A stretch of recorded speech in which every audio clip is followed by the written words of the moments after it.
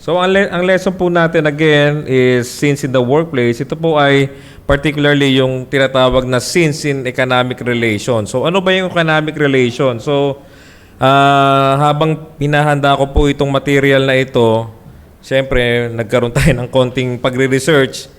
Medyo ano kasi si Pastor Noel wide reader talaga kaya gumagamit siya ng mga ganitong bagay. So ito ay more on isang economic na term o pang-ekonomiyang termino, itong economic relation. So ano ba itong economic relation sa madaling salita o...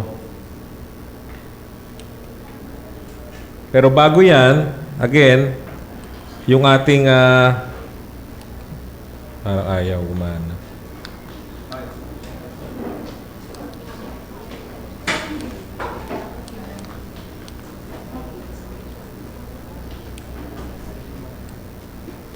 O dapat may connect muna, no?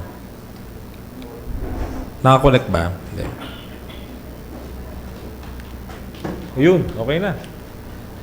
So, again, yung scriptural basis natin dito sa ating tinatalakan na sins in the workplace. So, tinagalog po natin ngayon yung ating material para po for the benefit ng ating mga kapatid na mas na-appreciate nila yung Tagalog. So, bear with me lang po, ano? Medyo hindi po talaga ako magaling sa Tagalog. Pero pipilitin ko po na ma-explain sa inyo ng lubos ng aking makakaya sa Tagalog. So, ito yung ating scriptural basis again. Kagaya po nung unang part, yung unang dalawang part na pinag-aralan natin, yung sins of cheating at saka yung... Naalala niyo po ba yung umpisa? Yung unang sins in the workplace. Teka. Yung nakaraan ay cheating, yung slut o yung ayaw magtrabaho. No? So, nakita natin sa Psalms 104, 23 to 24 na ang trabaho ay inordain ito ng Panginoon, no? Ito ay mandato ng Panginoon para sa atin. So, halos karamihan po sa atin ay nagtatrabaho. Maliban na lang kung tayo po ay retired na. Pero kahit po tayo retired na, meron pa rin po tayong minsan na ginagawang mga trabaho. Ito man po ay kumikita pa rin or ito man po ay parang charity na natin. Pero again, lahat po tayo ay tinawag ng Panginoon upang maghanap buhay o magkaroon ng trabaho. So, para po sa ating maikling review o balik-aral, so gaya nga na sinabi natin, yung unang part nitong sins of the workplace ay yung slut. Yung slut, alam natin, ito yung pag-iwas. Pag-iwas sa trabaho. Yung word po na ito, kung ito po i-research sa dictionary, ito po ay hinango doon sa isang hayop. Itong hayop na to, parang gusto na lang nito parang lagi nakahiga. No, yung sloth. No? So ito yung gusto mo, yung pinipili mo, yung maging tamad ka. Imbis na magtrabaho ka, pinipili mo, umiwas ka sa pagtatrabaho. So nakita rin natin yung last time na si Brother Adrian po yung nag-discuss. Ito po yung sin ng cheating, no?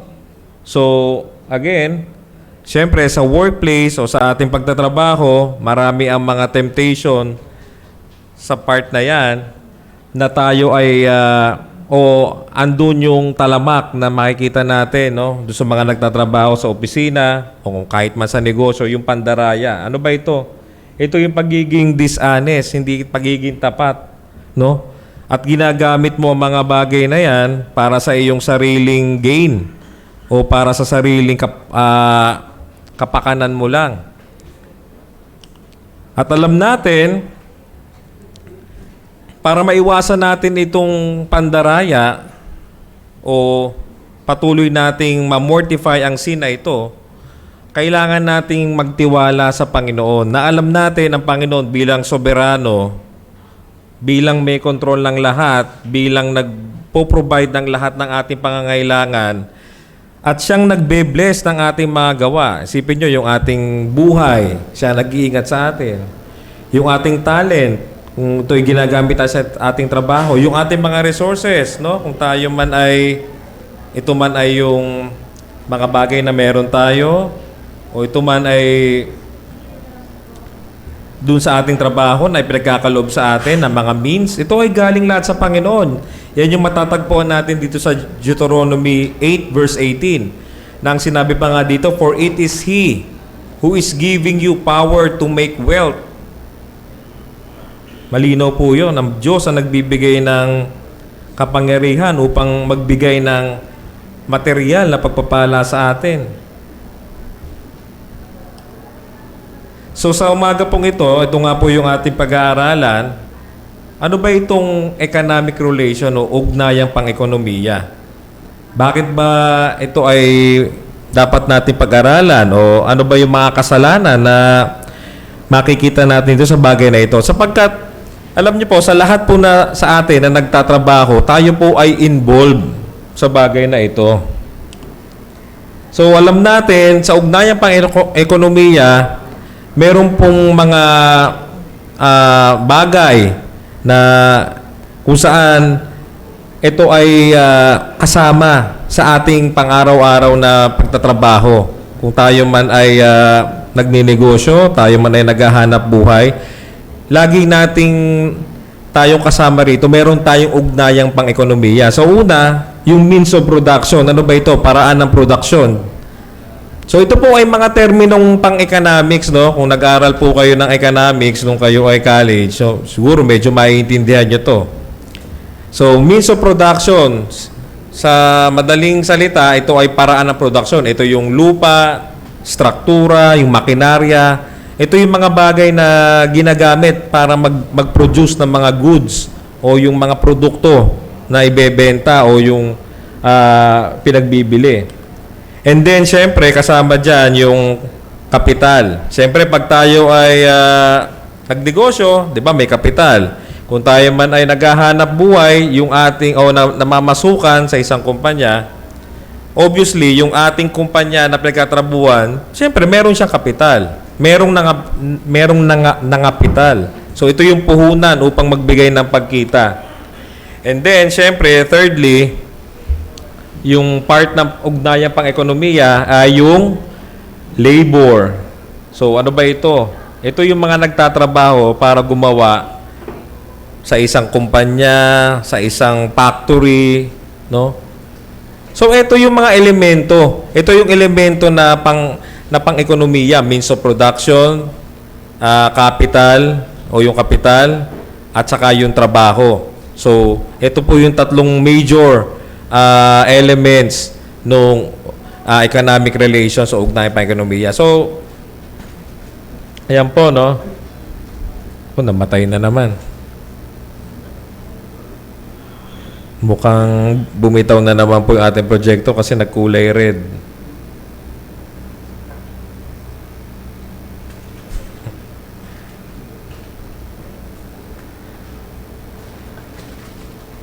So, yun po, no? Medyo handicap tayo ngayon. Wala tayong projector. Nagkulay red po siya. Namatay yung lens. So, hindi natin alam kung bubukas pa siya ulit.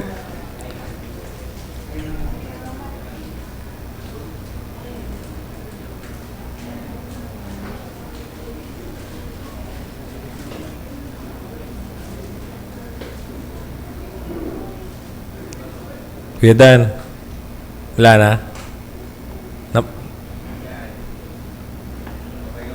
O, pahinga muna.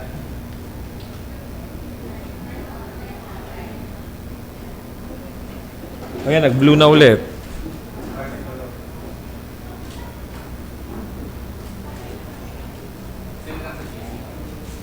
Pwede. Sige. Sige po, kung kayo po ay may access dun sa ating group chat, ang CRC only, so isa-send po ni Brother Dan yung aking PowerPoint slide. So, magpatuloy po tayo sa ating pag-aaral. So, ito po, dinidiscuss natin, no? Tayo po bilang mga nagnenegosyo, bilang mga naghahanap buhay, tayo ay involved dito sa usapin na pang-ekonomiya. At ang usapin na pang-ekonomiya, meron itong tatlong pangunahing mga bahagi o elemento. Yung paraan ng produksyon, yun yung lupa, struktura, makinarya. Pangalawa, yun yung kapital. Kapital para ikaw ay mag-put up ng isang negosyo. O kaya kung ikaw ay may pinagtatrabahuan, yung may-ari ng iyong kumpanya, syempre nangapital siya. Di ba? And then pangatlo, yung labor o yung mga manggagawa na nagtatrabaho. So yun yung bumubuo ng economic relation o yung ugnayan pang-ekonomiya. So, ang sabi dito ni Pastor Noel, ang pagtanggi o ang hindi pagsang-ayon dun sa tatlong yon, yung means of production, yung capital, yung labor, ay nagdudulot ng pagkakagulo sa lipunan. Ano po ibig sabihin nun? So, syempre, dahil po tayo ay bumagsak sa kasalanan ng buong sangkatauhan, infected po tayo ng sin, yung ating mga pag-iisip. At ito pong tatlong ito, para itong main elements ng economics, kung ito ay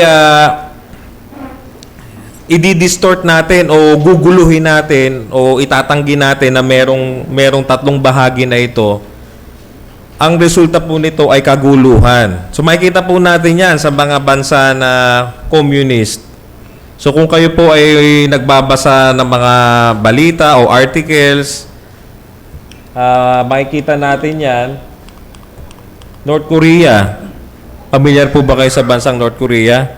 So alam po ba ninyo na ang North Korea na bansa ay isang komunistang bansa? Mahirap po ang kalagayan ng mga tao doon. Pinaiiral po nila yung komunistang ideolohiya o yung tinatawag na pagdating sa ekonomiya, yung Marxist o yung Marxista. No? Medyo mahirap po, ano? Pero dahil po yung isang komunistang bansa, sila po ay hindi sumasang-ayon dito sa mga ito. Ibig sabihin, hindi nila tinatanggap itong tatlong bagay na ito na merong paraan ng produksyon, merong kapital, at merong mga manggagawa. Ang bansa po nila ay mahirap na bansa at magulong bansa pagdating sa bagay na ito na ekonomiya. Kasi kinokontrol ng gobyerno nila yung mga trabaho at saka yung mismong means of production, yung mga lupa, yung mga makinarya, kinokontrol ito ng kanilang bansa bilang komunistang bansa. At syempre, nagkakaroon ng imbalance o nagkakaroon ng hindi pagkapantay-pantay. So, ang mga tao, sila ngayon ang nagsasuffer o sila ngayon ang dumaranas ng mga problema na epekto. Kaya sabi natin dito, ang pagtanggi o ang di pagsang-ayon sa kahit alinman sa mga salik daw yung Tagalog nito, nung elements o factors, na pang-ekonomiya ay nagdudulot ng pagkakagulo sa lipunan. So alam natin, tayo sa bansa natin, di ba, meron tayong CPP-NPA, Communist Party of the Philippines. Alam niyo po ba yon, yung mga NPA, di ba? So meron po silang ibang ideolohiya na hindi po kagaya ng ideolohiya ng ating pamahalaan, ng ating gobyerno, na tayo po ay nasa isang demokratikong pamamahala. Ibig sabihin, yung democracy, yung parang, yung po yung type ng ating government o kung paano po pinamamahala natin bansa, demokrasya po. So, siyempre, demokrasya, pinakikinggan ng saloobin ng mga tao sa bansang iyon. Ang presidente ay ang kanyang paggogoberno, ang kanyang pamumuno ay hindi siya ang nasusunod lamang, no? Pinakikinggan niya kung ano ang suwestyon o consensus ng karamihan. Pero alam natin yung kabilang side no, yung komunista, na sadly yung ating bansa, meron din tayo mga kababayan na gano'n ang paniniwala. So nakita natin sa mga balita, nagkoko sila ng kaguluhan sapagkat tinatanggihan nila ang isa sa mga katotohanan ng mga bagay na ito pagdating sa ekonomiya. So, medyo nasusundan po ba? Pasensya po kasi hirap magtagalog So, ito yung mga makikita natin na problema. So, pilosopiyang Marxista o yung Marxist. Ito pong pilosopiyang Marxista, ito po yung nanggaling kay Karl Marx. So, kung nung college kayo, nag-aral kayo ng economics o kaya ng philosophy, naaral nyo si Karl Marx, no? So, ito pong kay Karl Marx na ito, itong tinatawag na Homo Faber o yung laboring man, ano ito? Binibigyan ito ng pinakamataas na halaga ang mga manggagawa. So, ibig sabihin, parang ganito po, no? Sa isang kumpanya, tinuturo ng pilosopiyang ito na dapat ikaw, ang tingin mo sa sarili mo, ikaw yung pinaka-importante dito sa, dito sa kumpanya. Kasi kung wala kami, wala namang ipoproduce yung, kumpanya na yan. Naalala ko, yung biyanan ko po, nagtrabaho po sa Rubber World. Ang Rubber World po ay nagsara si Nanay Julie, no? Kailan ba nagsara po yung Rubber World?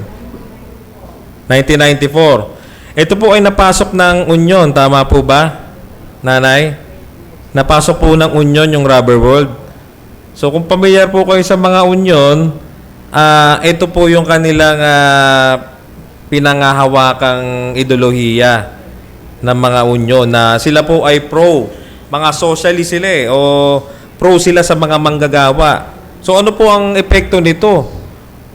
Hindi na po nagiging balanse kasi masyadong nagiging mataas ang halaga o ang pagtingin dito sa manggagawa. So, kung babalik tayo dito, ito yung pangatlo nating element, yung labor o yung manggagawa. So, hindi na nagiging balanse. Nagkikreate kayo ng pagkakagulo sa lipunan dahil nga masyado nang tiningnan ng mataas yung mga manggagawa. Which is yun yung nangyari sa Rubber World na umabuso yung mga tao. Gusto nila bigyan sila ng mas malaking sahod. Tama po ba, Nay? Hanggang sa nag-union, nasara yung kumpanya. So, ano po nangyari? Lahat po sila, nawala sila ng trabaho. Diba? So, yan po yung hindi, yung danger o yung hindi magandang bagay pagdating dito sa pilosopiyang Marxista. Ano pa makikita natin? Sosyalismo. So, ito may kaugnayan din ito dito. Ito naman ay ilalarawan sa pamamagitan ng panlipunang pagmamay-ari ng mga paraan ng produksyon na taliwas sa pribadong pagmamay-ari. Ano po yung sabihin na ito? Example lagay natin, North Korea.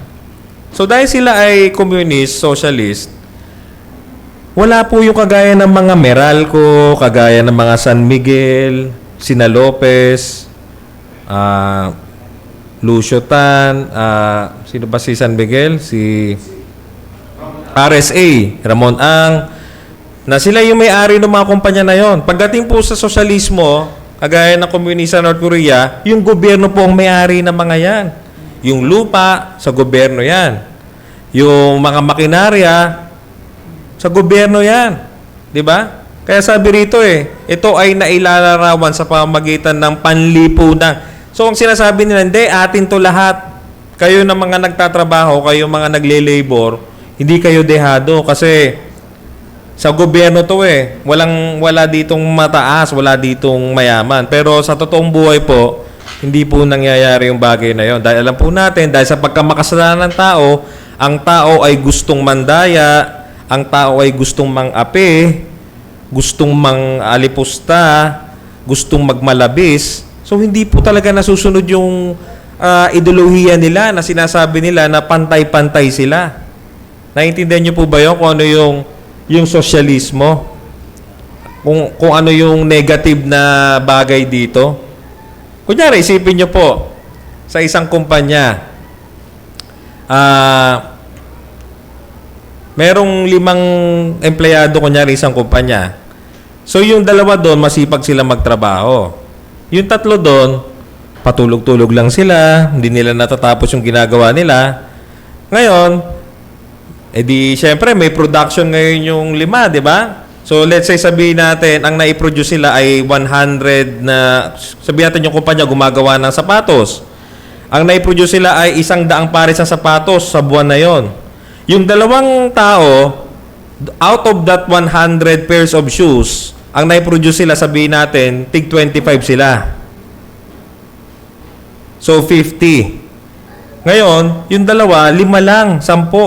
So, hindi nila ngayon sila makabenta ng 100 pairs kasi eto, 50 plus 5 plus 5, 10. So, 60 pairs of shoes lang na-produce sila. So, syempre, yun lang yung ibebenta ngayon ng kumpanya nila. So, obviously, mas malaki dapat ang kikitain sana kung 100 sapatos ang maipagbibili nila kumpara sa 60 lang na sapatos.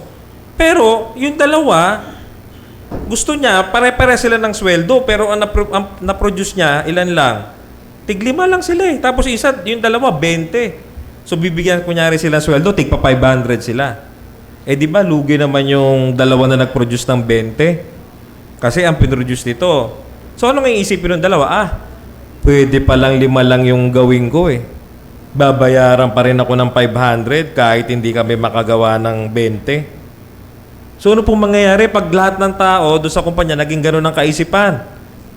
Malulugi po ang kumpanya, yung nangapital o yung namuhunan, yung may-ari ng kumpanya, na siyang may-ari ng istruktura, sa kanya yung building, yung lupa, yung mga makina, sa kanya rin, siya rin ang nabili ng mga raw materials, yung namumuhunan.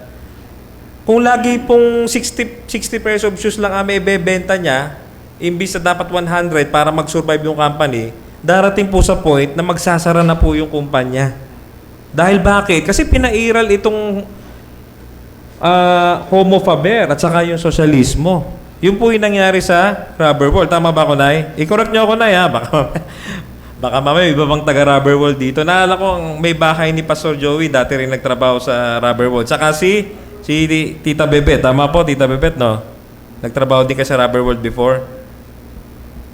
So, yun po yung nakita natin, ano po yung epekto, no? Pag dun sa tatlong elemento, yung means of production, yung capital, at saka yung labor, pag alin man sa tatlong yon, binago mo o inalter mo, ginulo mo, yan ang epekto. Hindi magandang epekto, kaguluhan. So sabi rito, ang mga ideolohiya o pamamaraan na ito ay parehong nangihimasok sa pang-ekonomiyang insentibo o ang pagkita. Yun nga, kagaya ng sinabi natin, di ba? Yung isa, 20 na sapatos, kaya niyang gawin. Yung isa, 20 rin. Eh, yung dalawa, gusto nila, tig-5 lang sila. Gusto nila, sweldo nila, pare-parehas. Oh, may epekto dun sa kanilang, nangihimasok dun sa mga nagtatrabaho. Kumbaga, kung tayo ang bansa natin, tayo ay isang komunistang bansa, wala, hindi ka pwedeng magmay-ari ng isang kumpanya. Dapat sa gobyerno yan. Diba? Dapat pantay-pantay tayo. Pero ang totoo, hindi naman talaga nangyari pantay-pantay, kundi nangihimasok na yung gobyerno nyo o yung kung sino man yung nakapwesto sa gobyerno, nangihimasok na sa inyong buhay kung paano kayo kumikita o paano kayo nagtatrabaho. So mapalad tayo kasi yung bansa natin, hindi tayo komunistang bansa. Though meron tayong mga nangyayari na ganyan, dahil nga meron tayong CPP, NPA, meron tayong mga kung ano-ano mga party list dyan na ang ideolohiya ay kagaya sa dalawang ito. So nagkakaproblema minsan dahil doon. So punto, sa Kristiyanong pananaw, ang isang pamahalaan ay mayroong mga batas na nagdudulot sa pantay na oportunidad para sa lahat. So, hindi po natin kailangan gawin itong dalawang mga filosofiya na ito para mapanatili natin yung pagkapantay-pantay. Though alam natin dahil sa epekto ng kasalanan, talagang meron sa trabaho o sa paghahanap buhay, meron talagang mga bagay na hindi pantay o hindi patas. At alam natin yan. Yan ay kasama sa kalagayan ng mundong ito na bumagsak sa pagkakasala na kinurse ng Diyos ang mundong ito. Kaya merong mga ganong bagay. Pero, dahil tayo ay Kristiyano na, ang ating pananaw hindi sa mga ganitong ideolohiya. Ang pananaw natin, dapat sumunod tayo kung ano sinasabi ng batas. Diba? Ano ba ang tamang pagpapasahod? Paano ba dapat magtrabaho ang isang tao? Ano ba ang mga benepisyo dapat ng mga empleyado? Diba? So, meron po tayong mga batas na ipinapatupad ng ating gobyerno para maging maayos po ang takbo ng ating ekonomiya. So, bilang Kristiyano, dapat po nagpapasakop po tayo dun sa mga batas na yon. Unless, ang batas na yon ay tumutulig sa ating pananampalataya na ating i-deny o itatwa natin ang ating Panginoon, makipag-compromise tayo. Ibig sabihin, itulak tayo na magkasala tayo ng batas na yon. Doon lang tayo hindi magpapasakop sa batas na yon pagdating sa bagay na yon. At mamaya makikita natin po yan. So magpatuloy po tayo, no? Ang pag-unlad sa ekonomiya ay pagsisikap ayon sa mga lehitimong interes o kita.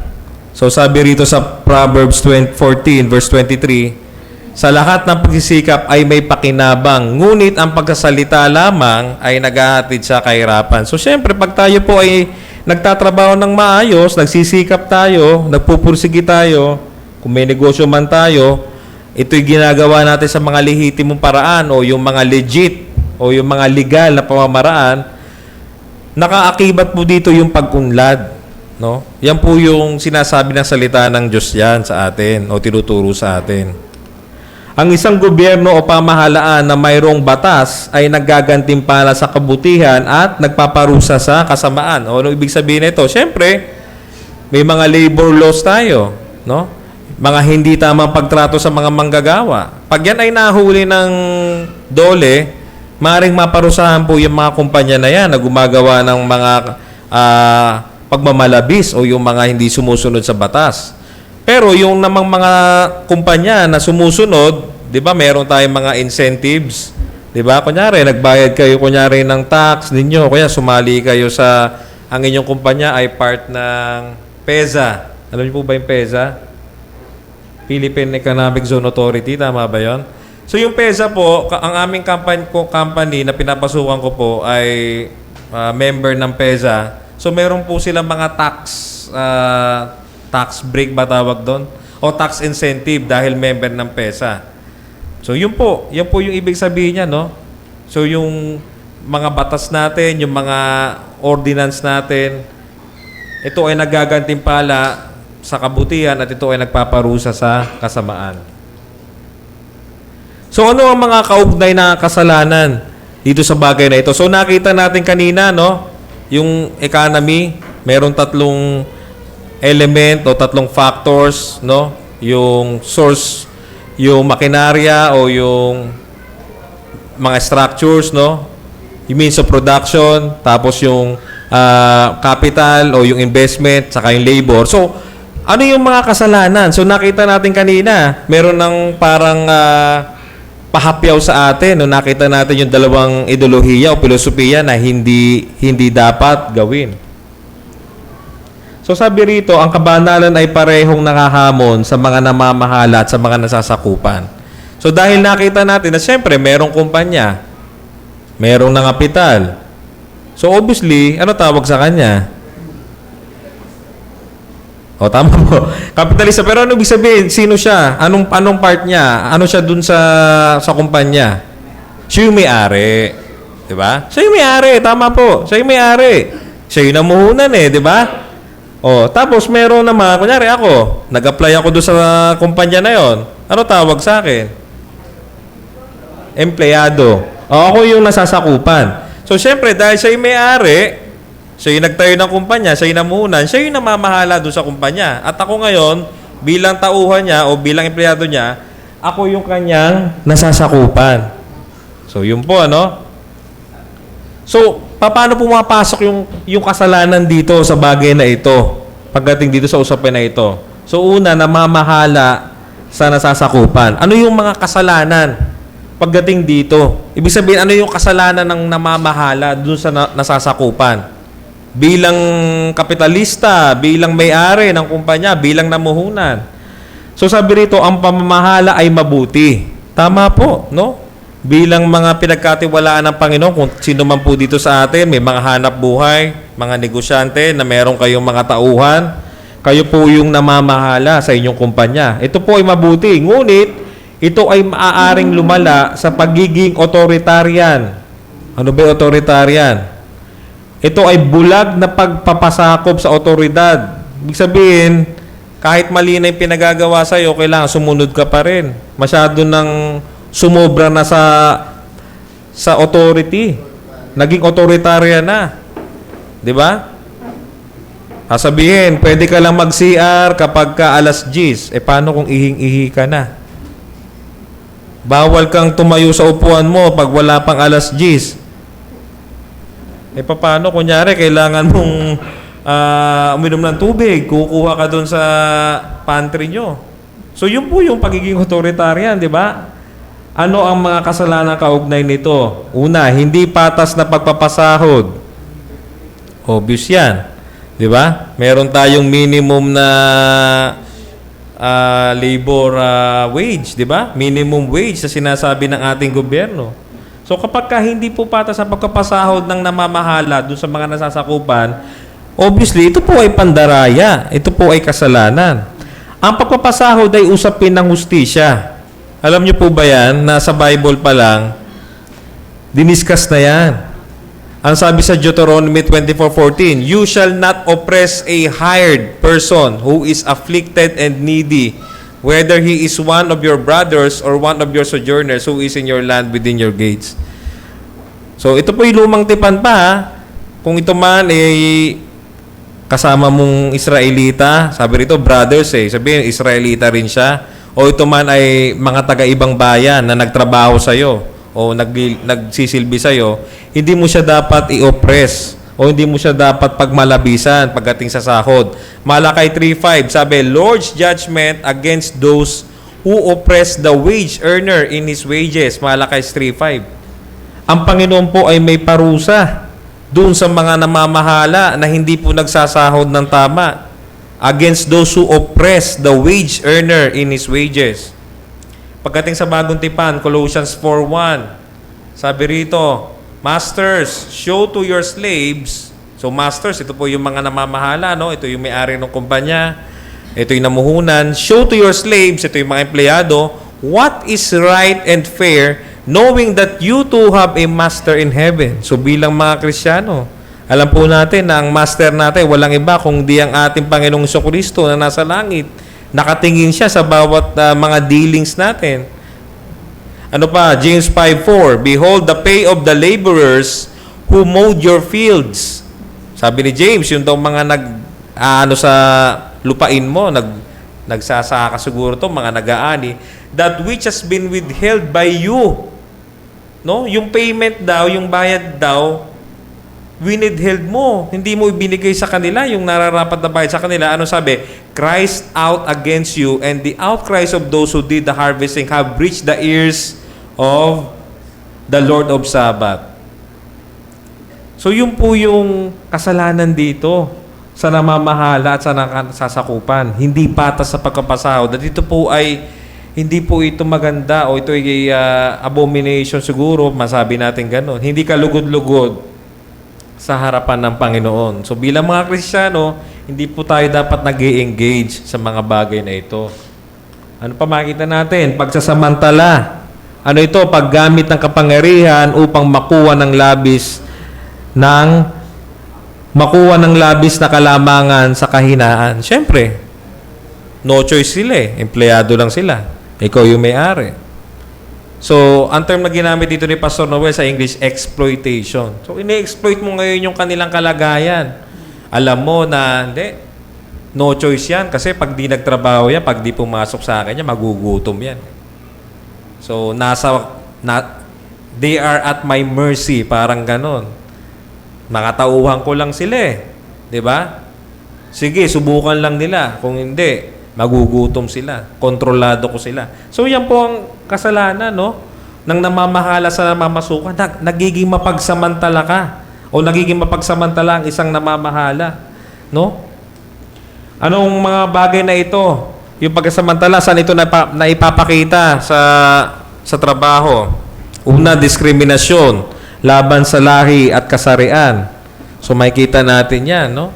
Pag babae, babae kasi, hindi binibigyan ng equal na opportunity. O lahi, meron kagad judgment, di ba? Kasi ganito yan mga Pilipino, mga madadaya yan. Di ba? O meron na kagad na pagsasamantala sa bagay na yon. O kaya, mga ganitong lahi yan, ganitong magtrabaho yan. So, mali po yun. Nako, namatay na naman. Naging mapagsamantala tayo sa projector, kaya... Sige po, magpatuloy tayo. So, nandun po tayo, no? Diskriminasyon laban sa lahi at kasarian. Sunod na ipapakita ang bagay na ito na pagsasamantala bilang kasalanan sa namamahala dun sa anong term nga natin doon? Namamahala at nasasakupan yung pananakot sa pamamagitan ng pananalita. Verbal threatening. O, di ba po? Siyempre, tinatakot mo ngayon yung ano, gusto mo ba mawalan ka ng trabaho? Sige, subukan mo. Di ba? So, sinasamantala mo na ngayon siya. O. Sige, subukan mo. Kung di, sasabihin ko to, ganyan. Pati doon sa mga kumpanya na iba, sasabihin ko, ganito ka. Wala kang ibang pupuntahan na kumpanya. Alam niyo po ba yun na naisip niyo po ba yun na may mga ganung pangyayari? Kunyari po, merong isang empleyado, nagrereklamo siya doon sa company kasi minamaltrato siya, hindi siya tinatrato ng tama. So, tinakot siya ngayon. Alam mo ba, kilala ko yung mga ibang boss sa mga company na yan na dyan kalilipat. Sige, subukan mong lumipat. Sasabihin ko sa kanila, hindi ka maganda magtrabaho, sisiraan kita sa kanila. Tingnan natin kung may tatanggap sa'yo. Meron po mga ganyan na nagsasamantala. So ikaw, tatanggapin mo na lang yung ginagawang pagsasamantala sa'yo kasi no choice ka eh. Yun yung verbal threatening, tinatakot ka. Di ba? Ano pa makikita natin? So sabi rito, punto, ang kapaligiran,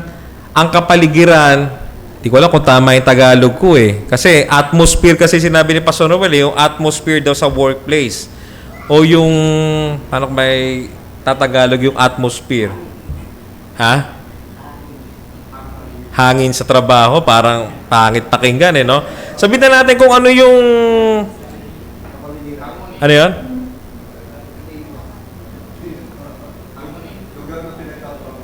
Oh, basta kung ano yung, siguro yung basta yung atmosphere o yung place, no, na pinagkatrabahuan. So, malaki yung factor na nalilika dun sa mga salita na lumalabas dun sa mga leader o dun sa namamahala. Di ba po? So, kung gusto natin ng isang workplace na kung saan ito ay peaceful, ito ay encouraging, ito ay isang lugar na pinagkatrabaho natin na magiging productive tayo lalo, siyempre gusto natin yung mga sinasabi ng leader natin, mga positive, di ba? Doon kahit merong mga pagkokorek sa atin, ito ay constructive criticism. Hindi ito yung mga verbal threatening, hindi ito yung mga pagsasamantala, paglalabis. Mas magiging kaaya-aya yun doon sa mga nagtatrabaho at mas magiging produktibo yung mga nagtatrabaho. Pero kung ang leader, di ba? Umaga pa lang, sermo na kagad, mataas yung boses. Oh, bawal kayo tumayo dyan. Oh, ikaw, asan na yung ginawa mo? Ganyan, di ba? Siyempre, anong maramdaman ng mga tao? Di ba? Bababa yung moral nila. Siyempre, pag bababa yung moral, bababa din yung productivity. Di ba po? So, yun po, no? Yun po yung kasalanan dun sa namamahala sa nasasakupan.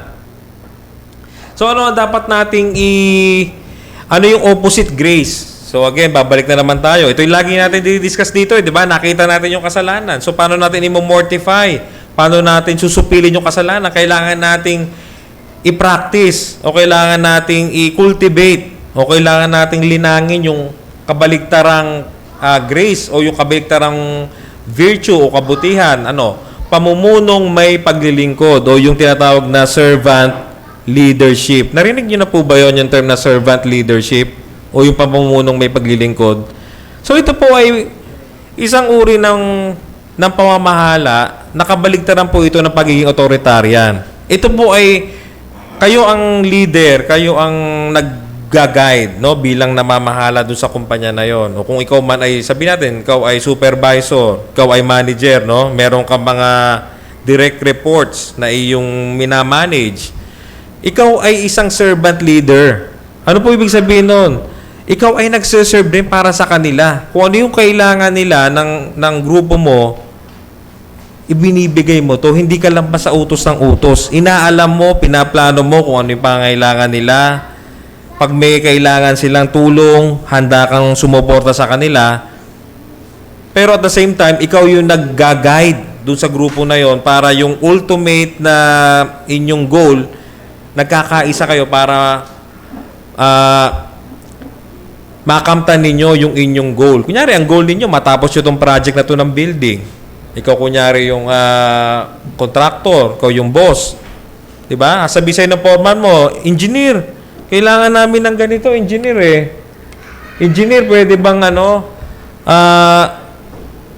tulungan niyo po ako dito kasi may problema po yung anak ko eh. May sakit po yung asawa ko, ganyan. So, handa ka na na tumulong sa kanya. Ito man ay kung minsan kailangan mo magsakripisyo para sa kanya. Ano itong sinabi ni Pastor Noel dito? Pansinin si Rehoboam. Alam niyo po ba yung kwento ni Rehoboam dito sa 1 Kings chapter 12 verses 1 to 15? So si Rehoboam, siya po ay anak ni Solomon. Di ba? Batang hari ito eh. Rehoboam, anak to ni King Solomon. So nagtanong siya dun sa mga advisor, no? Mga matatanda sa kanya, ano ba dapat niyang gawin? So ang sabi ng advisor niya, maging servant leader ka. Pagsilbihan mo yung mga nasasakupan mo. Anong ginawa ni Rehoboam? Nagtanong siya dun sa mga bata. Basahin nga natin yon. 1 Kings 12, 1 to 15. Tara natin basahin sa ating isang Bible.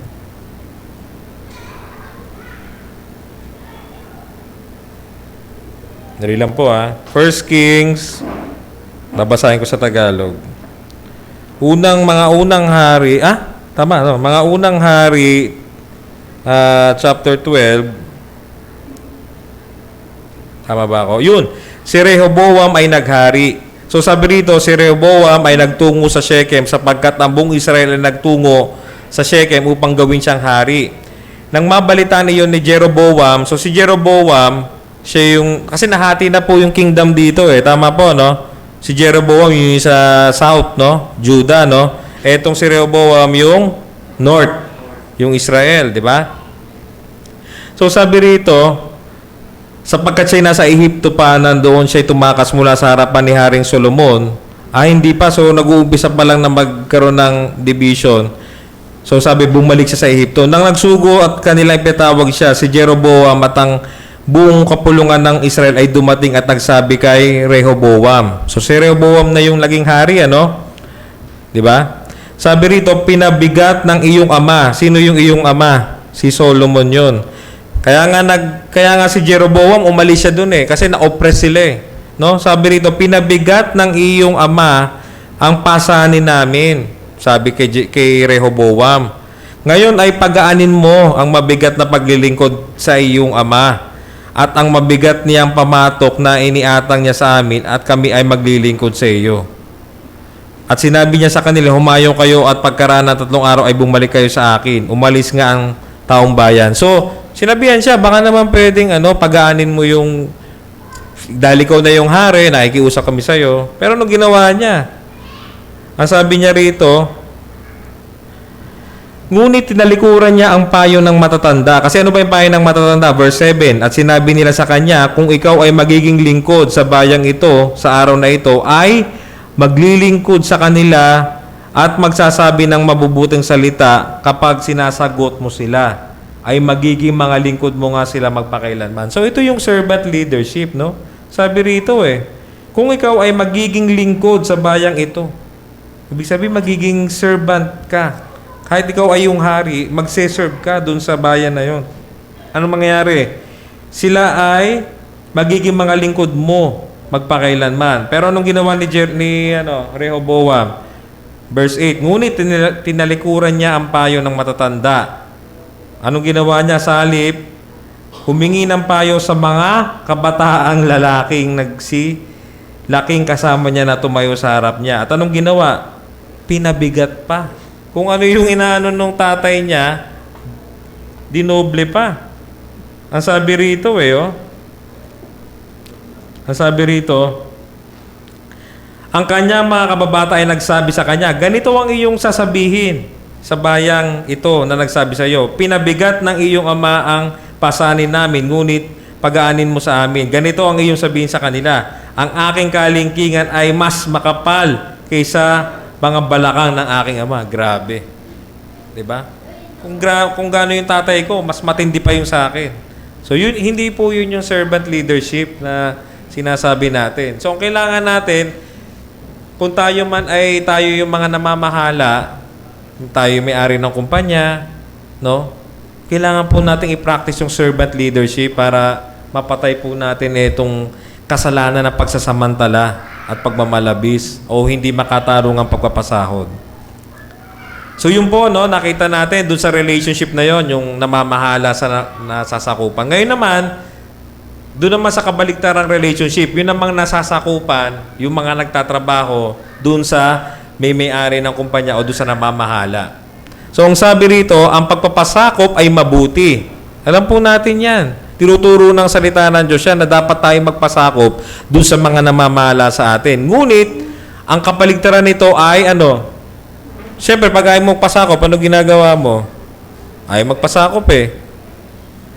Nagre-rebel ka, re-rebelde ka, nag-aaklas ka. Yan, nag-uunyon kayo, di ba? Sinisira nyo ngayon yung kumpanya. Hindi nyo na inaayos yung trabaho nyo kasi ayaw nyo magpasakop dun sa otoridad nung namamahala o yung may-ari ng kumpanya. So sabi rito, ang pamanhik sa mga alipin ay naaangkop din sa mga namamasukang may bayad. Kasi dun sa Titus 2, verse 9 to 10, ito basahin natin, Titus 2, verse 9 to 10. Titus 2, 9 to 10. Ito po yung sinasabi. Ang mga alipin ay magpasakop sa kanilang mga Panginoon at magbigay ng kasiyahan sa lahat ng mga bagay at huwag maging palasagot. Ni huwag mangungupit, kundi magpakita ng lubos at tunay na katapatan upang sa lahat ng bagay ay mapalamutian nila ang aral ng Diyos na ating tagapagligtas. So nakita po natin, no? Hindi lamang po yung context ito, yung slave o yung servant. Kahit ikaw ay nasa free country bilang professional, ikaw ay sinasahuran, ay dapat mong gawin itong bagay na ito na tinuturo dito sa Titus chapter 2 verse 9 to 10 na magpasakop ka, no?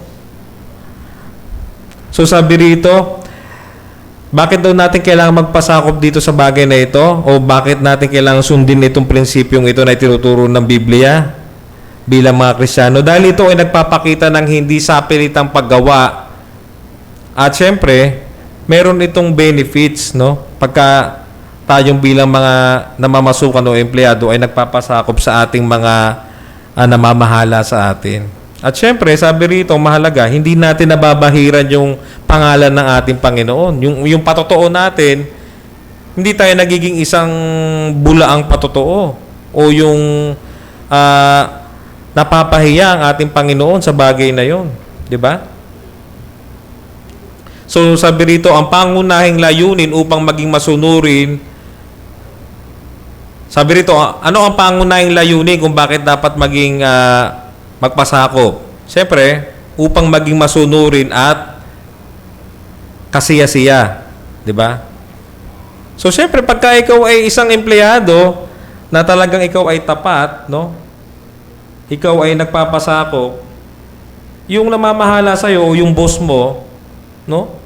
Kasiya-siya ka, kaibig-ibig ka sa kanya, di ba? So, anong nun? Siyempre, pag na-recognize niya yung iyong trabaho, meron kang reward galing sa kanya. So, sa amin pong company, meron kami tinatawag na pay for performance na sinasabi. So, ibig sabihin, kung ikaw ay nagpe-perform, ikaw ay i-reward. No? Hindi po kasi pantay-pantay yung pagbibigay sa amin ng mga incentive. Kasi nga, gusto namin ipakita sa mga tao na kung ikaw ay pagbubutihin mo yung trabaho mo, mas malaki yung incentive na makukuha mo. Dahil kunyari, nagbigay ako ng incentive, pantay-pantay. Yung mga iba, hindi naman ganun ka-tapat. Hindi ganun kasipag. So, kawawa naman yung mga nagtatrabaho ng talagang binibigay nila yung kanilang best. Kaya kami, pay for performance, di ba? So sabi rito, ano ang negatibo? Siyempre, alam natin, sabi kanina ni Brother Mark, pag kumukontra, nagre-rebelde. Kaya nga sabi rito sa Titus huwag kayong palasagot. Di ba? Pag may sinabi sa'yo, may katuwiran ka parati sa boss mo, o bakit hindi natapos yung trabaho? Sagot ka kaagad. Ibig sa mag-explain ka ng may respect o may paggalang, sinisisi mo pa siya. Ikaw kasi boss ganito ganyan. Ang hirap na pinagawa mo sa akin Ano pa? Nangungupit. Yung nangungupit kasi, ano pa pinagkaiba niya sa pagnanakaw? Kasi yung tingnan ko kasi yung Greek dito ito yung parang pakonti-konti. Kunyari, hardware. Laki ng, ng may-ari ng hardware, no? May malaking lalagyan na ng mga pako.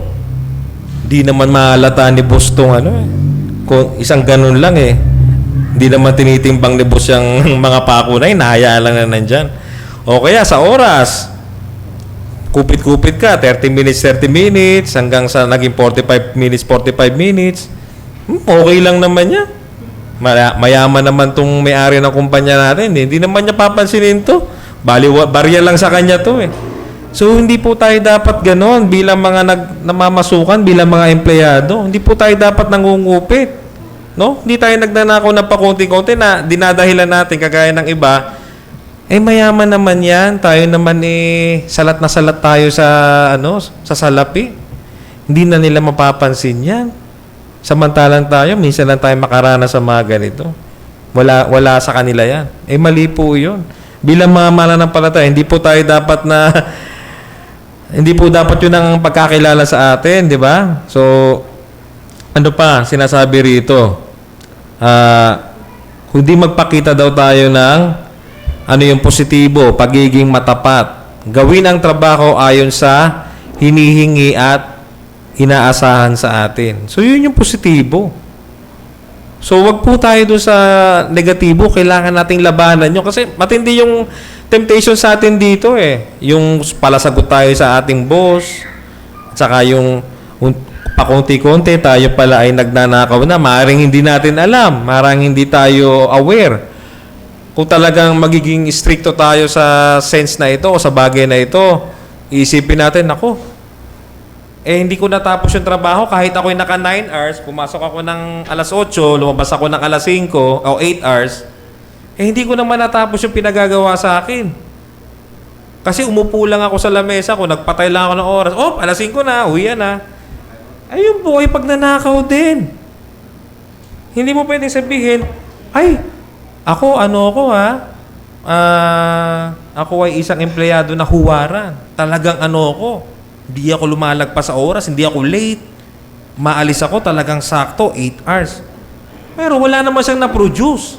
Pag chinek mo yung trabaho niya, kakamot ka na lang. Hindi natapos na yan. So, anong gagawin mo kung ikaw yung kagaya ko? Ako yung manager. Nakakommit ako dun sa kausap ko. Tatapusin ko na lang yung gawa niya, di ba? Kasi, yung grupo ko rin yung mayayari. So, gagawin ko na lang yung trabaho niya.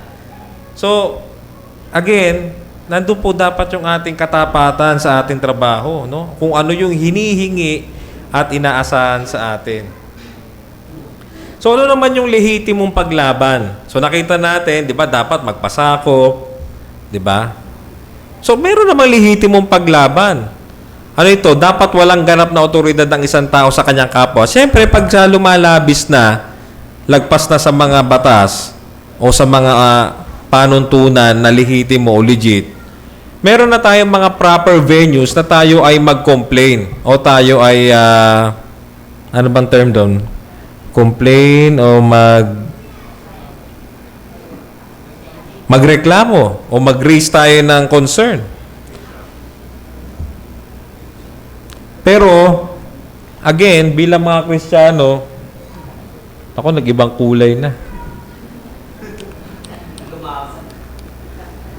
So sabi rito, bilang mga Kristiyano, dapat ipakita natin yung lubos-lubusang kaamuan o yung meekness.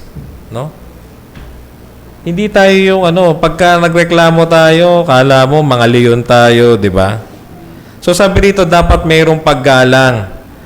Mabasa natin yan sa 1 Peter chapter 2, 18 and following. May paggalang sa otoridad. Ang pagpapasakop sa otoridad ay dapat gawin. Ito man ay mabuti o masamang namamahala sapagkat ito ay kalugod-lugod sa Diyos. Ano ibig sabihin nito? Hindi ibig sabihin ito pinapagawa sa iyo illegal. Ibig sabihin nung masamang namamahala, ibig sabihin hindi siya mabait. Malupit siyang master, malupit siyang amo. So may pinapagawa sa ito, ang paggawa sa iyo pasigaw. 'Di ba? Ang gagawin mo, hindi mo gagawin kasi sinigawan ka. Hindi, kailangan ipakita mo yung lubos-lubusang kaamuan. Hindi nasigawan ka lang, hindi mo na gagawin. Wala kang pinagkaiba sa kanila. Kung nagsasabi tayong Kristiyano tayo, napagalitan lang tayong konti, ayaw na natin magtrabaho. Hindi ito yun. Kasi sabi rito dapat gawin ito man ay mabuti o masamang namamahala. Ibig sabihin, kung ang master mo, mabagsig siya, malupit siya, no choice ka, ganun yung manager mo kailangan mo pa rin gawin yung trabaho na inaasahan sa'yo bilang isang empleyado na ikaw ay babayaran naman doon. Kaya lang, yun ang challenge sa'yo. Ipakita mo yung pananampalataya mo sa pag-practice itong meekness o yung lubos-lubusang kaamuan. Na yun ay magagawa natin sa tulong ng Panginoon. No? Ano pa? Siyempre, alam din natin, ang batas natin, ito naman yung balanse. Siyempre, ang batas natin may proteksyon. So, maaari tayong gumamit ng legal na paraan laban sa maling pamamahala. So, pag sobra-sobra na talaga yung ginagawa sa atin. Although, dito sa ating church, let's say meron tayo ditong example lang naman to Kunyari ako, meron akong kumpanya. Meron dito sa church, mga kapatid ko sa pananampalataya, kasama ko sa tauhan ko. Di ba, hindi naman magandang tingnan na tayo mismo nagdedemandahan tayo samantalang magkakapatid tayo sa pananampalataya. At nakalagay din yun sa sinabi ni Paul na dapat wag kayo magdemandahan. Dapat kayo sa church magkaayos kayo. Pero kung hindi natin kapatid, let's say, hindi natin kasama sa pananampalataya, merong mga legal proceedings na pwede tayong gawin para ma-addressan natin yung mga pagmamalabis sa yun, pwede natin gawin yun. Pero kung sa magkakapatid, dapat siguro ayusin muna natin at wag tayong, hanggat maaari, wag tayong humantong dun sa magdedemandaan tayo bilang mga magkakapatid sa pananampalataya.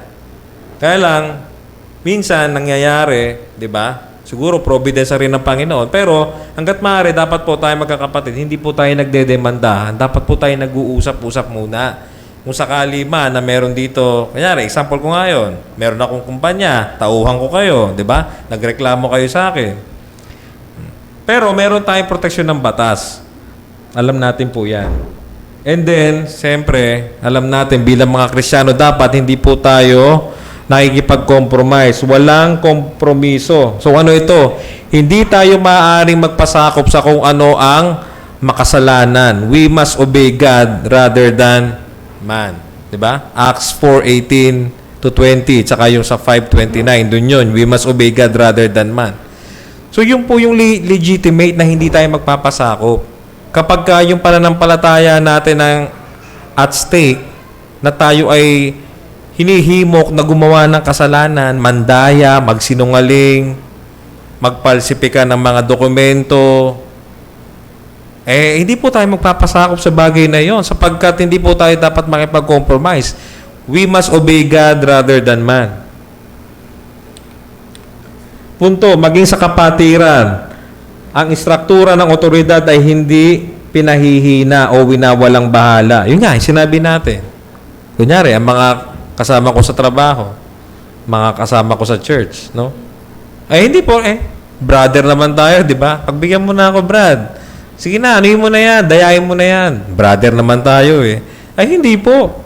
No? O kaya, magmamalabis ka na kasi, lalo dapat hindi kasi nga, kapatid mo sa pananampalataya So, dapat magbigay galang sa mga namamahala upang ang pangalan ng Diyos, wala na naman. At aral ay hindi mabahiran. So, ito, last na po ito na slide. At magtatapos na po ang ating pag-aaral dito. So, ano yung challenge sa atin? Ang sabi rito ni Pastor Noel, tanggapin ang kasalukuyang kalagayan. tanggapin ang kasalukuyang kalagayan bilang dapat managot sa pinakamataas na otoridad. So, ibig sabihin nun, ikaw man ay empleyado, ikaw man ay namamasukan na merong kang boss na dapat kang mag-submit, merong kang master na dapat kang mag-submit, tanggapin mo yung kalagayan na yun na ito ay ginagawa mo para sa Panginoon. Sapagkat bakit? Mananagot ka. Pagharap mo sa Panginoon, merong mas mataas na otoridad kaysa dun sa mga namamahala sa iyo. Na yun ay walang iba kundi ang Diyos. At kung ikaw naman ay namamahala, ikaw naman ay boss, dapat mong tingnan ang bagay na yon na meron ding mas mataas na otoridad kaysa sa iyo. Kaya hindi ka dapat magmalabis, hindi ka dapat gumawa ng mga bagay na hindi patas doon sa mga tao na nasasakupan mo. Kasi alam mo na merong pinakamataas na otoridad at yun ay walang iba kundi ang ating Panginoon na laging nakatingin sa atin sa bawat ginagawa natin. So, purihin po ang Panginoon sa umagang ito sa kanyang mga salita. Tapos na po ang ating Sunday School. Meron po bang gusto tanong o mag-clarify o magbigay ng insight bago po tayo magtapos sa prayer?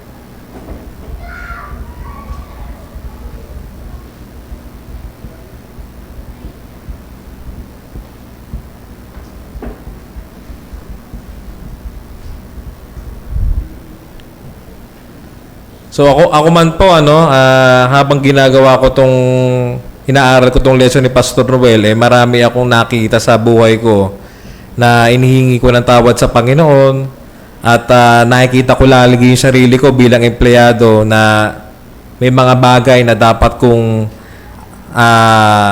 alisin dahil ako pala ay nagkakasala sa bagay na ito pagdating dito sa mga kasalanan tungkol sa pang-ekonomiyang usapin o kaugnayan.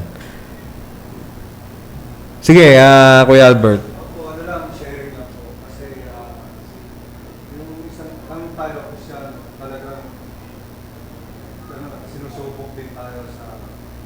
Lalo na sa lugar na pinagtatrabaho natin. Naalala ko lang po dati nung nagbabarang po.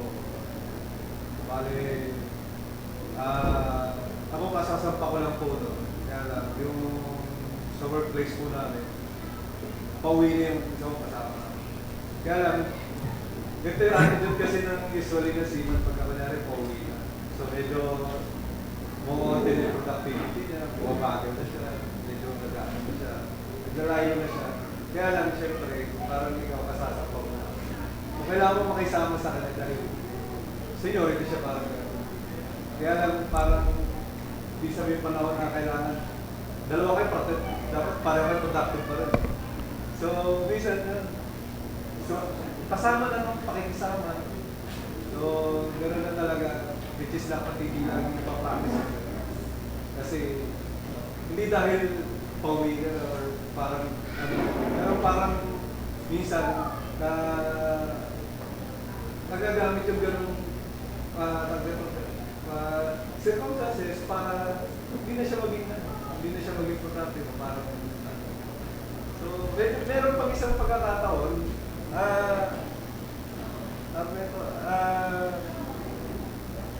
yung day pareho di kami nagtatrabaho kaya lang nung nagkakatanungan na ng sao medyo hindi siya nagsasabi. Kaya lang, yung isa naman, natanong din, so magkano daw. Hindi parang mas mataas. So, doon, bumabagal din yung productivity niya. Paso mo sa na ito ganito na din yung trabaho. So, dapat hindi natin pinapractice yung Okay, minsan hindi maganda yung pinagtatanungan ng sahod no? Kaya lang, di maiwasan, no? Kaya lang yung sin of envy, no? Kaya lang, siyempre, sa hirap. Hindi naman, individual tayo nakikita ng Panginoon. Oh, si Albert pala, ganito yun, no? Tapos yung ginagawa, ganito lang. O yung ginagawa ko, mas matindi. Ba't ganito lang sahod ko? Hindi ko na nga aayusin. Bahala si Albert gumawa niya. Ito, gusto ko talagang kay Tatay Larry. Si Tatay Larry po kasi, nagtrabaho kayo sa sa nag-service po kayo dati, no? Sa Navy ba kayo o Marines? So, paano po yung kunyari, yung mga... Kasi naririnig ko to, sa US kasi, mga US Navy, yung mga Pilipino daw, yun daw yung mga pinapadala sa mga Iraq, mga ganon. Mga sila yung nilalagay sa frontline. Kasi Pilipino daw sila, ganon. O kaya yung mga bata, yung mga, totoo po ba, yung mga bata yung na nilalagay sa frontline?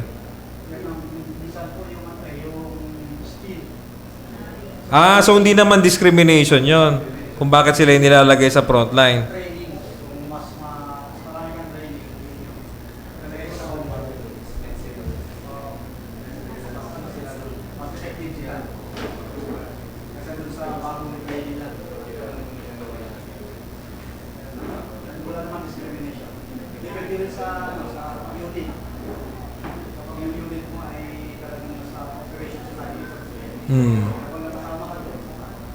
Ito, yung mga nagtatrabaho na sa opisina. Kunyari, ang kumpanya nyo, sino yung mga nagtatrabaho di? Si Sister Chazel, meron ba kayo mga Christmas party, ganon? So usually, may mga performance yun, di ba? Kunyari, sasayaw, kakanta. So bakit pag ikaw yung bago, ikaw yung ano? Uy, bago si Chazel. Chase, ikaw yung sasayaw ka kasi bago ka eh. Ano ba yun? Discrimination ba yun? O okay lang yun yung bagay na? Kasi kami, nangyayari din sa office namin yan eh. Ang sinasabi ko na lang, hindi nyo ba alam nung elementary kayo, di ba? May mga field demonstration, may mga cheering-cheering kayo, sumasayaw kayo sa school. So, yan pala, magagamit nyo rin yan pagdating nyo sa trabaho. Kaya pala sa school, tinitrain kayo na magsayaw-sayaw, may mga dancing-dancing, di ba? So, okay lang ba yun? Kung sino yung mga bago, yun yung mga pinapasayaw. O si Ate Dayan? Oo, kasi isa, singkaw na kami ni Jason. Nung parang first year, sabay kami nag-perform na kasi parang kami bago. Ayun. Parang norms na kasi siya. Pero alam niyo po ba, sa kumpanya namin, ganyan din, may nagreklamo po ng mga bata, lumapit po sa Department of Labor, na bakit daw po sila, pinipilit daw po silang sumayaw ng kumpanya namin dahil bago lang daw sila. Kaya ko po naitanong yan sa inyo, no? O kunyari ito, si Brother Miles, sakto, kararating lang. Si Brother Miles, nurse. Dahil siya ay bagong nurse, junior na nurse, nangyayari ba to na, uy, mag-straight ka muna kasi sasabi sa'yo nung senior, gano'n. Kasi ganito, may lakad ako eh. So, anong gagawin mo? Tatanggi ka ba doon? Pero ano ba yon? Legit ba yon o... Ano masasabi mo doon, Kuya Miles?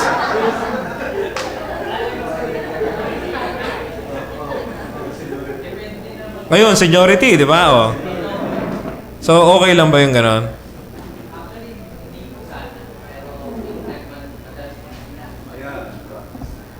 So, yun nga, doon natin mapapractice yung sinabi no na meekness, yung kaamuan, no? Siyempre, sabi nga sa Bible, no? Di bali nang tayo yung maargabyado kaysa tayo nang aargabyado, di ba? Tinuro din si Paul din nagturo nun di ba? Sige po. Yung kunyari, yung nakita sa'yo na okay ka magtrabaho, dahil okay ka magtrabaho, ginawa sa'yo, hindi ka ng trabaho. Tama, oo. Kasi, yun na rin Pero, hindi ka naman gusto mo, hindi ka rin binigyan ng extra salary. Binigyan ka lang sa trabaho kasi sabi niya sa'yo na, hindi, ano mo yan, lager mo yan para pag na-promote ka na, alam mo na yung gagawin. Pwede man tumanggi. Sa office kasi kami, meron kami mga tinatawag na yung mga high potential na mga employees, binibigyan namin na tinatawag namin stretch roles. So, siyempre, kinakausap naman muna yan.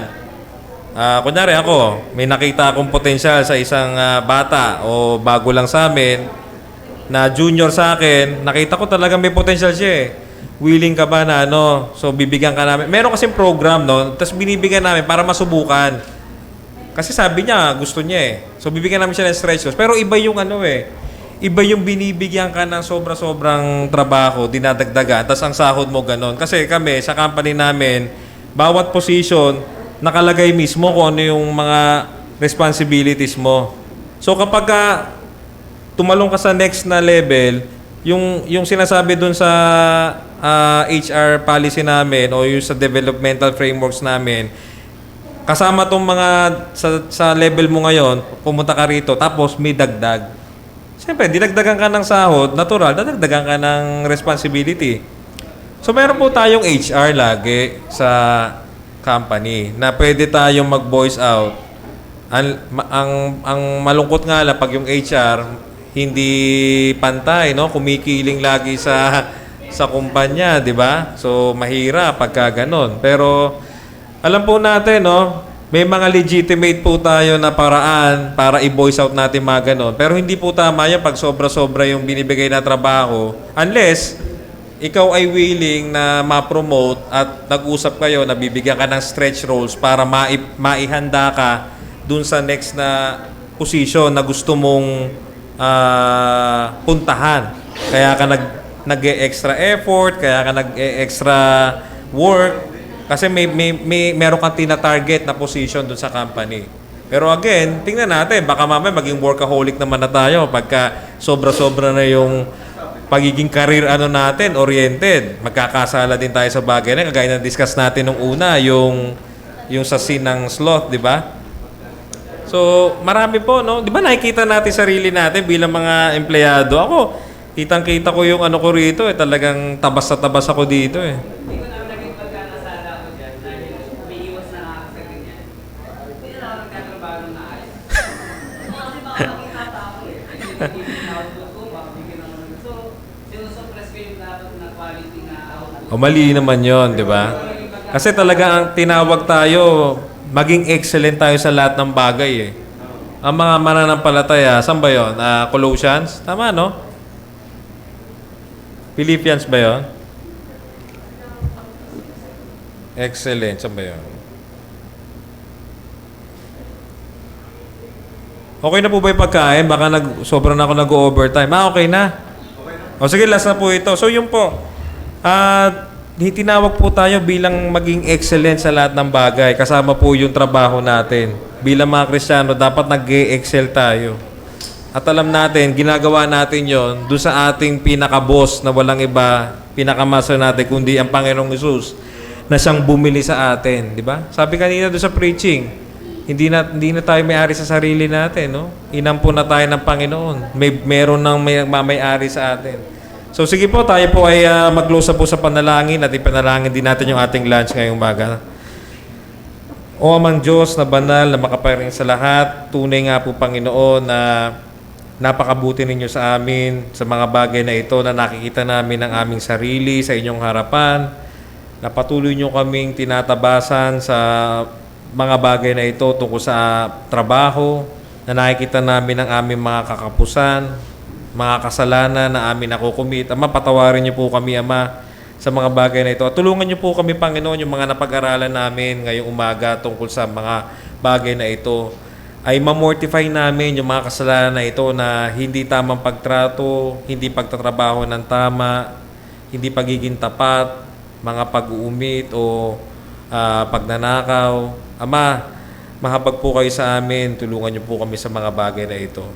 At gayon din po, Ama, i-bless nyo rin po yung mga pagkain na aming pagsasalu-saluhan sa tanghaling ito. Salamat po sa mga biyaya ninyo na ito. Salamat din po sa buhay ng aming mga kapatid na nag-labor, mga nagluto, na malengke, nag-prepare ng mga pagkain na ito. Pagpalain niyo po ang kanilang buhay, Panginoon. Salamat po, Ama. Ito po ang aming samot dalangin sa pangalan ng aming Panginoon Jesucristo. Amen.